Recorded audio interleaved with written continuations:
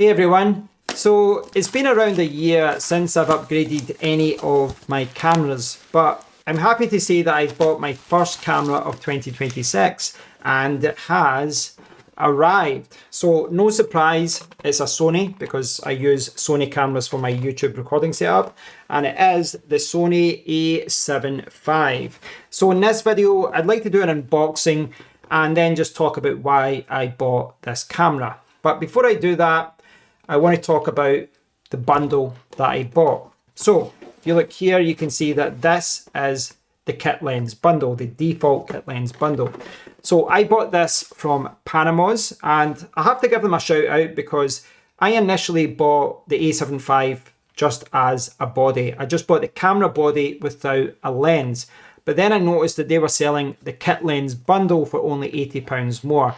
So I got in touch with them, they sent me an invoice, and within like 20 minutes they had amended my order and made sure that I was getting the kit lens bundle. Now, as you can see, the kit lens that it comes with is the FE 28 to 70mm. That's a very useful range.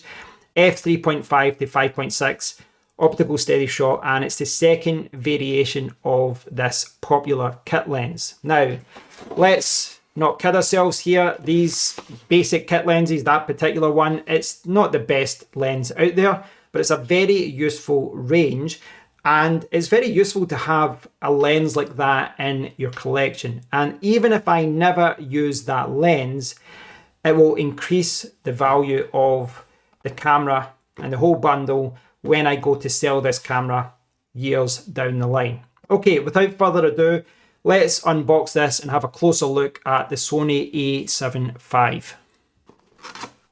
When you open up the box, you will see a starter guide that gives you some basic information about inserting the battery and attaching a lens. Underneath, you will see a camera shoulder strap that has A7 V branding on it and the MPFZ100 rechargeable battery.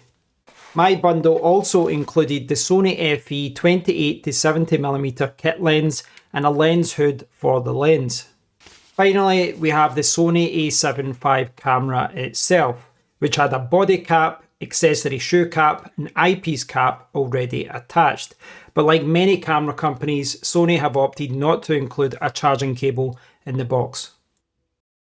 So that's everything that you get in the box when you buy the Sony A7 V.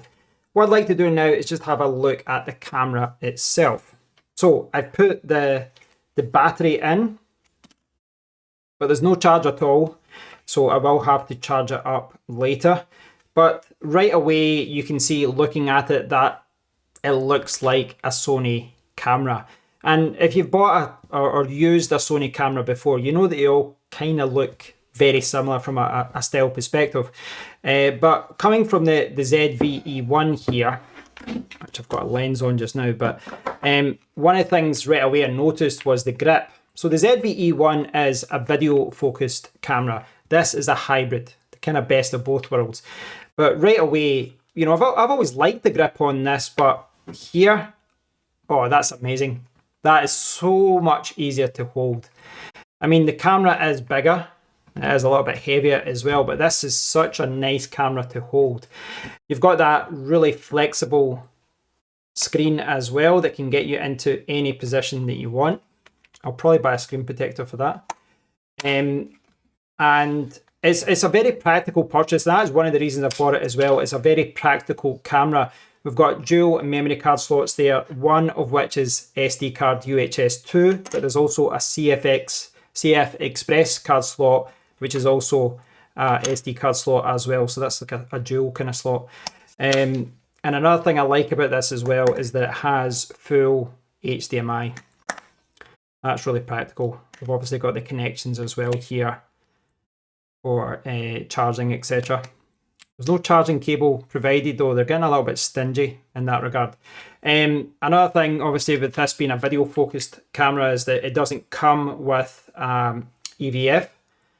You can buy one, I believe, for the hot shoe, but here we've obviously got it built in, and that's because this is focused on photography as well. But yeah, first impressions, it looks like a very nice Sony camera, very nice to hold in the hand. But just from a size perspective, let's put the kit lens on and we'll see what it looks like.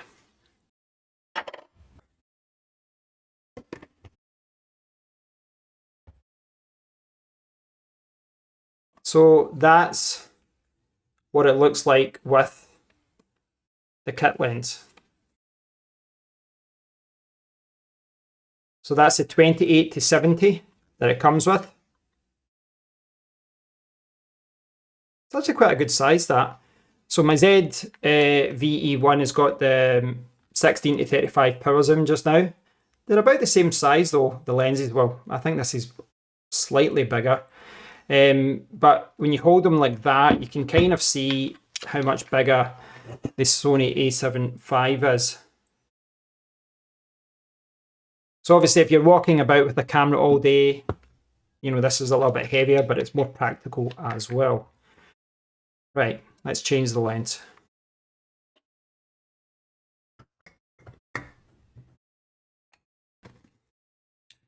So now I've put on the Sony FE 4 to 5.6 28-60. It kind of looks like a prime, but it's actually like a small zoom. And you might be familiar with this lens already. It's a great little lens that punches above its weight. And this is very well known with Sony users because it comes with the Sony A7C or the Sony A7C II. And yeah, it just goes to show you that, you know, I know this is a little bit larger than my other camera, but this is by no means a large camera. And it's a really nice setup when you pair it with a small lens.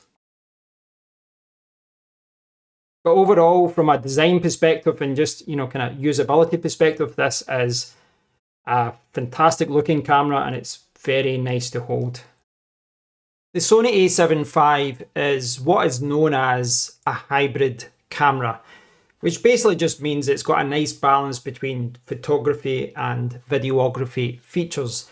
And I won't bore you with it all, but you can see 33 megapixel resolution, 4K 120p recording, real-time recognition, autofocus, and it's got the latest sensor, the latest chip inside, etc. So I do think that if you have the budget for it and you're looking for a full frame Sony camera, I think that for the majority of people, the A7 V should be the starting point. Start with that camera, and then if you lean more towards photography or videography, you might want to change your option. But I do think the A7 V is one of the best options for video as well. And I kind of touched upon that earlier, you know, with the dual memory card slots. I think that's a big thing. And even my ZV-1, which is more on the video side than stills, this only has one memory card slot. So dual memory card slots is huge. Love the grip here as well. And, you know, full HDMI. Anyone who's ever used cameras before and recorded through HDMI will know how awful micro and mini HDMI connections are. So yeah, that's awesome as well. Another important feature is heat dissipation. From all the reviews I've seen online, the Sony A7 V does not appear to suffer from overheating. That is very different from my ZV-E1, which I need to use a fan with at all times to prevent it from overheating.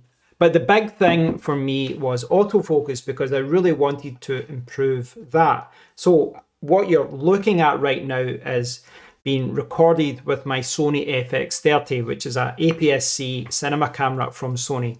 But the camera I really wanted to upgrade is up there. My Sony A7C has been my overhead camera for a few years now. So I've been using the A7C for all my overhead shots, and it's what I'm using just now. This is being recorded with my A7C and the 20-70mm f4 lens. Now, the Sony A7C is an 8-bit camera, and it was kind of loosely based on the A7 III, but it's got better autofocus. And I do think the autofocus is still okay, but there's a lot of situations where I'm recording overhead shots and it does pulsing or it does searching and it just doesn't know what to focus on. And that for me is one of the main reasons why I wanted to upgrade. So it may seem like overkill for a lot of you, But for me, this is a great purchase because this is going to be my overhead camera. And for a channel like mine, you know, I'm constantly using my overhead camera. The autofocus is very, very important, as is the speed in which things come into focus, etc. It's really important for me. So I think this is a fantastic upgrade for me. And bearing in mind, I've got an FX30 there, which I think is still performing well. And I've got a ZV-E1, which I might actually switch around at one point. But yeah, I've got good Sony cameras. I do have good cameras, but the Sony A7C over the last couple of years has been the weak link. And that's why I wanted to upgrade. And to me, the Sony A7 V seemed like the best choice. There's a lot of cameras out there I could have opted for, but I think to me right now, this seems a better option than even the older FX3 or the A7S3, because this has got the new AI specifications and features and all that in it. So yeah, I think it's a very practical option for not only photographers, but also people that are recording video like myself. And I'm very happy with the purchase. So as you know, I've not been using it yet. I still have to charge it up. I'm going to put a screen protector on it tomorrow, etc. But I'm really happy with the purchase. I think the A7 V is going to be a fantastic camera for me, and it will be my overhead camera. But over the next few years, I might move it around. It might become my main camera. I might, you know, go out and about with it, or I might end up buying a second one. I'll see how I got on with it. But thanks for watching, guys. Thanks for having a look at the A7 V with me. I'm really looking forward to trying this out and putting it through its paces. But I hope you've enjoyed the video. If you have, please give the video a thumbs up. Please subscribe. And as always, please do comment. I love hearing from all of you. So please do leave a comment below if you can. Thanks for watching. And until next time, take care.